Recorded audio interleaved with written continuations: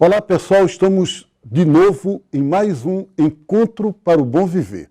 Hoje, tendo a alegria muito grande de ter conosco o nosso querido irmão e amigo Denizar, que é apresentador aqui na TV Suprem e que vai conversar conosco agora sobre um tema que é muito importante a gente conhecer: a atualidade e a fecundidade do Espiritismo, uma das filosofias do modo de viver mais importante ou mais propagado no mundo de hoje e que nós queremos conhecer melhor.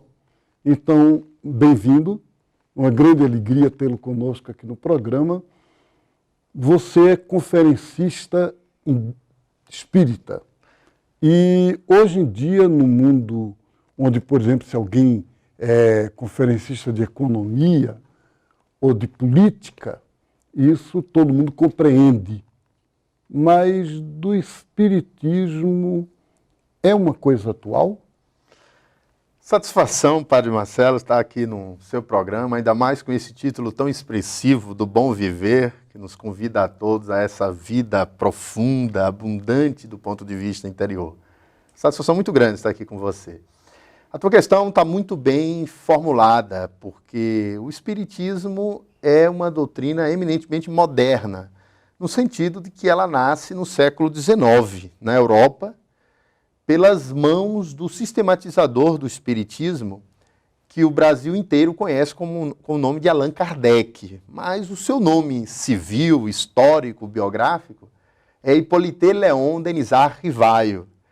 E foi ele o responsável por essa terceira revelação na visão espírita, que é o diálogo profundo e fecundo com o mundo espiritual, de tal modo que ele soube extrair da espiritualidade, através da mediunidade, utilizando-se de um método rigorosamente científico.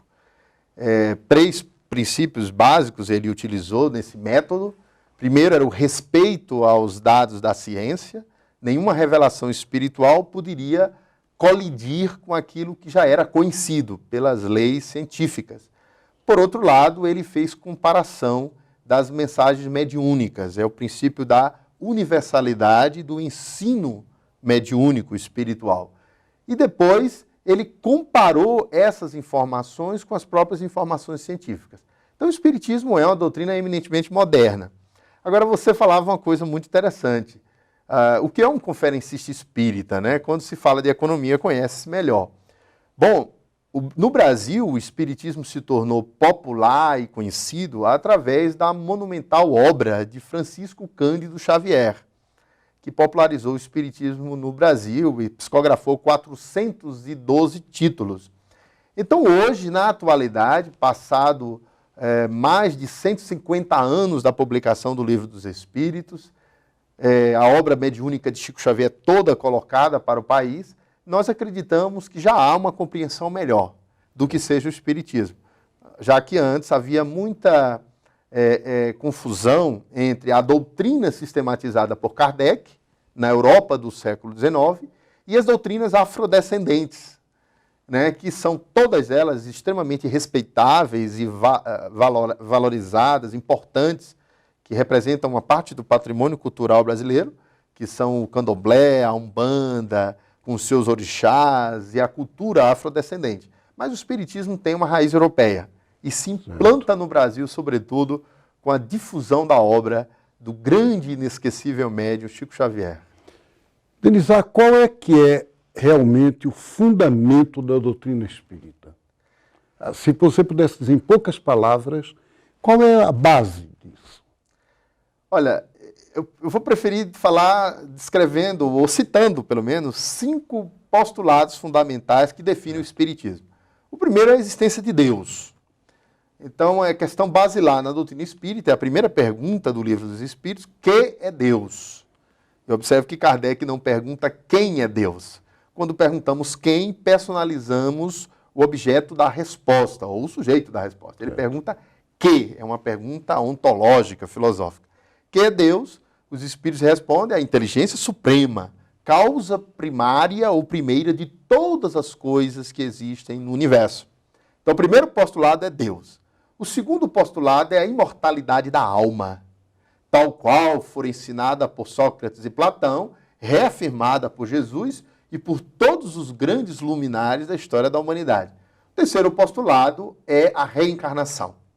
A doutrina da reencarnação, que não é uma criação do Espiritismo, ela é antiquíssima, ela remete a 4.000 anos antes de Cristo com a Vedanta e a literatura védica, os Upanishads, com a religião mais antiga do mundo, que é o hinduísmo. Então a reencarnação é o terceiro postulado. O quarto fundamento do Espiritismo é o perispírito, que é o corpo espiritual, que Paulo de Tarso chamava de corpo celeste, que a teosofia chama de corpo astral, que os egípcios chamavam de Ka, e que hoje a ciência chama de campo de ressonância mórfica. É o corpo espiritual, perispírito. Finalmente, como quinto postulado, a evolução. A doutrina espírita ela é evolucionista e compreende que o espírito sempre progride através das suas reencarnações. Finalmente, como sexto fundamento da doutrina, nós temos o Evangelho do Cristo, que o Espiritismo compreende como um evangelho ressurgido através do Evangelho segundo o Espiritismo. É uma compreensão que se está a retornar às origens do cristianismo primitivo, através de uma ética universalista do amor. Então estes seriam, assim, em poucas palavras, os princípios fundamentais da doutrina espírita. Quando você fala em doutrina espírita, quem tem doutrina é religião. E existe um certo debate se o espiritismo é religião ou não. O que é que você diz sobre isso? Existem várias doutrinas, inclusive europeias, que foram contemporâneas ao espiritismo, quais sejam a psicanálise, por exemplo, a doutrina marxista, a doutrina positivista, todas elas foram doutrinas porque elaboraram um conjunto de princípios filosóficos e científicos e constituíram um corpo doutrinário. A discussão se o espiritismo é ciência ou religião resulta da tendência que o espiritismo tomou no Brasil. De fato, no nosso país, ele se enraizou na cultura enquanto religião, prática religiosa. Mas, na sua origem, o espiritismo é definido por Kardec e utilizado como um método e um processo de conhecimento. Portanto, é ciência. Ele diz, o espiritismo é a ciência nova que veio revelar à humanidade a existência do mundo espiritual e suas relações com o mundo corporal. Nolo demonstra, não mais sob a influência do maravilhoso nem do sobrenatural, mas através de leis rigorosamente naturais. Então, Kardec formula o espiritismo enquanto ciência. Ele a define enquanto ciência, define o espiritismo enquanto ciência. Nesse sentido, nós poderíamos dizer que a doutrina espírita tem uma base científica, porque pesquisa a imortalidade através dos fenômenos mediúnicos e paranormais, tem uma consequência filosófica, que isso gera uma filosofia de vida, gera uma visão de mundo, uma mundividência, uma compreensão filosófica do que é o ser humano, do que é a vida, do que é o universo e qual é o destino da humanidade. E, por fim, isso deságua em uma religiosidade profunda, que é a espiritualidade interior do ser humano, a partir desses conhecimentos revelados pelo Espiritismo. Essa espiritualidade ela é vivida em comunidade também. Existem comunidades espíritas, lojas, grupos. E como é que é organizado isso? Perfeitamente. A organização do movimento espírita brasileiro hoje está sob a responsabilidade da Federação Espírita Brasileira, que distribui as suas unidades institucionais em cada estado da federação a uma federativa, uma federação espírita local. E cada federação espírita ela é responsável pelas casas espíritas. Hoje fala-se pelo IBGE, declarado aproximadamente 8 milhões de espíritas no Brasil. Ocorre que mais de 50% da população, isso é um outro dado, professa uma ou outra crença ou aspecto do espiritismo. Mas a comunidade está organizada pela comunhão fraterna do Movimento Federativo Nacional. Muito bem. Se alguém, por exemplo, quer ser espírita, tem que se associar ao movimento, como é que é? A comunidade espírita, ela recebe aqueles que a buscam, e cada um busca a comunidade espírita, seja pelo sofrimento, pela perda de entes queridos, para receber uma notícia através da mediunidade, do mundo espiritual, seja porque quer conhecer o espiritismo, estudando a doutrina, aderem-se pela espontânea relação com as instituições. De tal modo que as pessoas procuram e ali começam a participar dos estudos.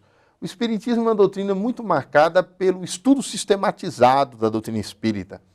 Mas as pessoas chegam nas instituições espontaneamente e qualquer classe social, qualquer religião qualquer cidadão, qualquer nacionalidade, não há nenhum limite, nenhuma divisão, nenhum impedimento para que qualquer pessoa venha estudar o Espiritismo, conhecê-lo, praticá-lo e participar.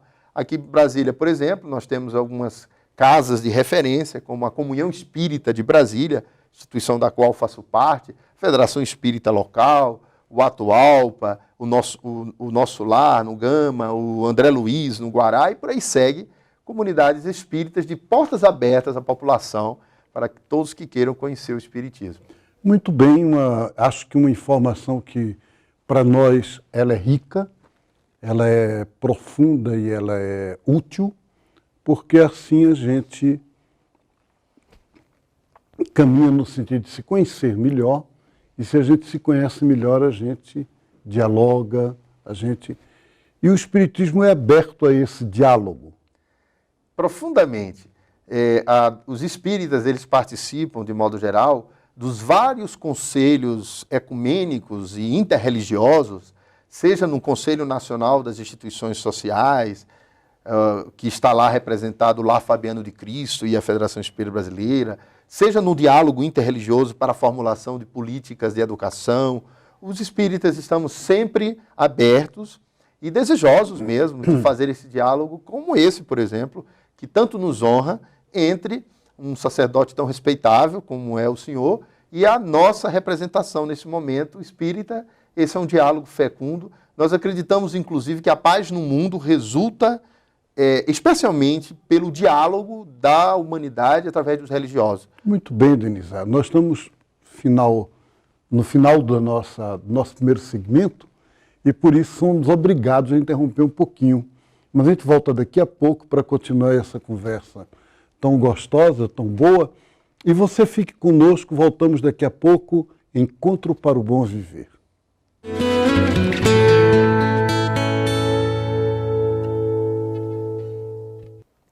Olá pessoal, estamos de volta, Encontro para o Bom Viver.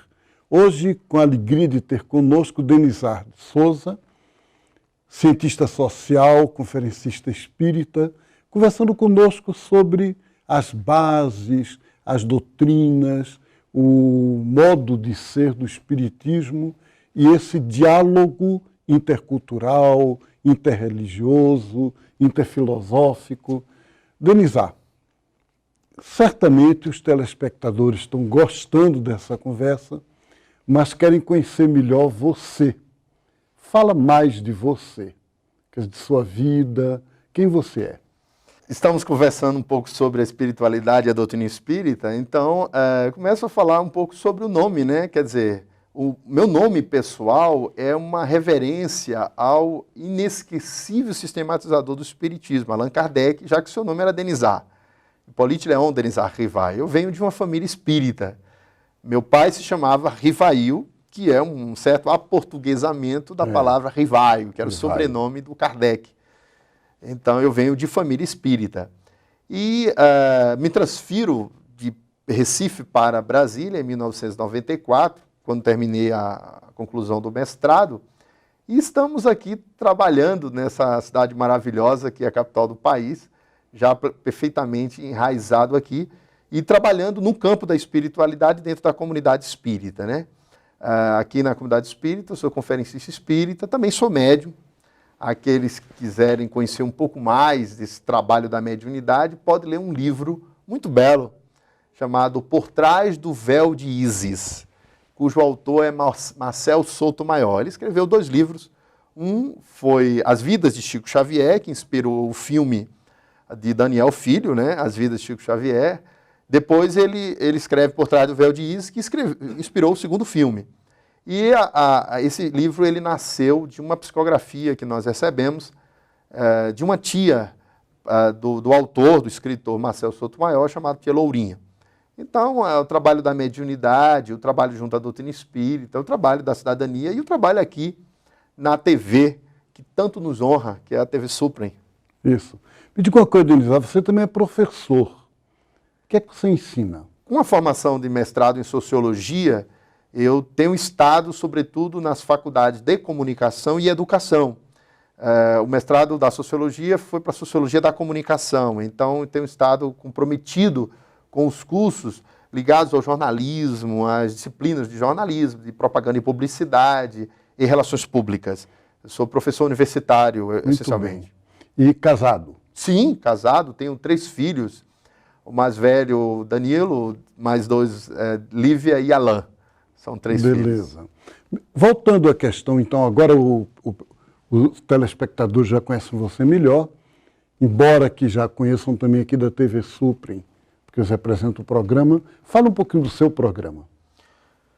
O programa Observatório do Trabalho, ele, como o próprio nome do programa já o define, ele pauta o mundo do trabalho no Distrito Federal e, quando possível, no cenário nacional. O Observatório do Trabalho, ele acompanha as pesquisas que avaliam os cenários estatísticos do trabalho. Então, acompanhamos o CAGED, que é o Cadastro Geral de Emprego e Desemprego do Ministério do Trabalho, acompanhamos o IBGE, acompanhamos a pesquisa Emprego-Desemprego e trazemos entrevistados, pessoas, economistas, sociólogos, estatísticos, agentes públicos, gestores públicos, para avaliar como estão as condições de empregabilidade no Distrito Federal e os fatores do desenvolvimento econômico aqui da nossa região. Muito bem. É interessante porque tudo isso se une num só caminho. A espiritualidade envolve tudo, não é um setor cortado, né? E a gente estava falando no primeiro bloco dessa questão do diálogo. Se alguém lhe perguntasse qual a contribuição que você considera fundamental para o espiritismo, hoje em dia, para a paz e para a convivência humana, o que é que você responde? Isso. Essa pergunta foi feita por Allan Kardec no Livro dos Espíritos. Qual era a missão do espiritismo? E os espíritos responderam que a missão do espiritismo era combater o materialismo. O espiritismo é o antiparadigma do materialismo, em todas as formas. O materialismo histórico, o materialismo filosófico, o materialismo consumista. Ele é a grande força transformadora que traz o mundo espiritual para perto de nós. E aí traz a imortalidade para o convívio humano. Em relação à paz, eu abro aqui um parêntese para respondendo junto com a sua santidade, o Dalai Lama. Em um extraordinário seminário que aconteceu com o Dalai Lama na Universidade de Harvard, perguntaram para ele qual era o melhor sinônimo para a paz. E, para surpresa de todos, ele respondeu: consciência desperta. E isso é um postulado do Espiritismo, porque Kardec perguntou assim: onde está escrita a lei de Deus? E os Espíritos responderam: na consciência. De tal modo que o grande papel do Espiritismo na formulação da paz, ao nosso ver, é a promoção da consciência humana. Quanto mais investirmos em consciência, valores para a consciência, emoções para a consciência, inteligência para a consciência, comportamentos conscientes, maior será o nosso nível de paz no mundo. Porque paz é consciência desperta. E aí nós entendemos que a recíproca também é verdadeira. Quanto mais nós precarizamos a consciência, uma mídia voltada para a violência, uma mídia voltada para os instintos primários, a sensualidade, uma mídia consumista, uma mídia materialista, um mundo materialista precariza a consciência. Então nós temos que investir em consciência, educação do ser humano integral, para que haja maior nível de consciência. Consciência social, consciência ambiental, consciência cultural, consciência histórica, consciência cultural, consciência ética, consciência espiritual. Se tivermos consciência no mundo, teremos paz. Por isso que precisamos investir em conscientização do ser humano. Que beleza, uma grande lição. E quando você lida com os problemas, por exemplo, você que tem um programa Observatório do Trabalho, né? Com tantas injustiças sociais e tantas desigualdades, o que é que o Espiritismo faz ou propõe com relação a isso? Allan Kardec fez essa pergunta aos espíritos. Ele perguntou: as desigualdades sociais são obra de Deus, são naturais? E os espíritos responderam que não, que a desigualdade social resultava do egoísmo do ser humano na Terra. Então, o grande trabalho da cidadania e da cidadania espírita e da comunidade espírita é minimizar ao máximo esse problema da extrema pobreza e a necessidade do combate à extrema pobreza. As comunidades espíritas, desde a sua origem, elas nasceram, nesse ponto, com uma similaridade com as casas de misericórdia da Igreja Católica, o espiritismo nasceu muito fortemente marcado pelo postulado da caridade no Brasil. Fora da caridade não há salvação. E aí nós constituímos uma das maiores redes de solidariedade social do país. Milhares de cidadãos brasileiros foram acolhidos nas unidades lares espíritas, nos orfanatos, nas casas de caridade, recebendo acolhimento, cidadania. A exemplo, por exemplo, da Mansão do Caminho, de Edivaldo Pereira Franco, em Salvador, e milhares de obras, a rede do Lar Fabiano de Cristo, que recebe as crianças no contraturno da escola pública. Então, o trabalho do Espiritismo é um trabalho de solidariedade e de acolhimento amoroso e de combate à extrema pobreza no limite das nossas forças, com os próprios recursos dos espíritas, nesse movimento tão bonito de solidariedade e caridade. Que beleza! Nós estamos conversando com Denizar de Souza, cientista social, conferencista espírita, nos explicando as bases, o modo de organizar as doutrinas do espiritismo nessa linha que nós estamos procurando no nosso programa de diálogo com todos, de abertura universal. Denizar, nós estamos chegando no final do tempo do programa e a gente gostaria que você desse uma mensagem para os telespectadores. Nós terminamos esta conversa tão agradável, Padre Marcelo, falando sobre autoconhecimento. Se nós nos autoconhecermos, descobriremos a nossa luz interior e poderemos fazer aquilo que Jesus disse, que brilhe a vossa luz. A nossa luz, às vezes, está apagada, está latente, porque não nos autoconhecemos. Conheçamo-nos, que conheceremos o Espírito que somos, a divindade que somos, a luz interior que temos. E cumpriremos a missão que Jesus nos legou, que brilhe a vossa luz, se autoconhecendo. Muito obrigado, uma grande alegria tê-lo aqui conosco. Satisfação foi toda Para nossa. os telespectadores, obrigado pela atenção, pela participação no programa. Jesus disse no Evangelho, na casa do meu pai há muitas moradas. Então, há uma multiplicidade muito grande de caminhos, de possibilidades, e não, de modo algum, um deve extinguir ou escurecer a luz do outro. É muito importante que a gente se encontre, se ame e trabalhe juntos. Um grande abraço para você, que Deus abençoe todo o pessoal espírita no Brasil e vamos continuar juntos até um próximo Encontro para o Bom Viver.